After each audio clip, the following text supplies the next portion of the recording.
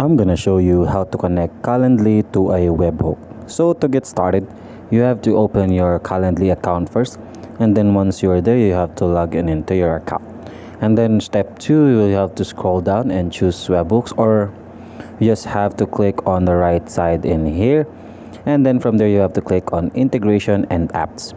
And once you're integration and apps, you will need to scroll down and look for a search bar right there, and then input API or webhooks and webhooks.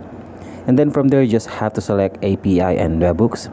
And then once you are here, you need to create a token to get a token now.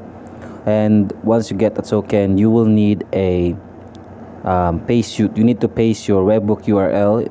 This is where Calendly will send event data like a booking confirmation.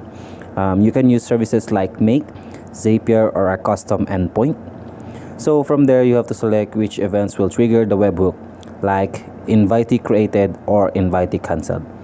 And then once you're done with that, Calendly can send a signature key for security verification. Use this to verify the data was sent from Calendly. So from there, you need to click on create webhook and you are done. Now Calendly will send real-time data to your app or automation tool. Now your Calendly is connected to webhooks and ready to automate. So that's how to connect your Calendly to webhooks.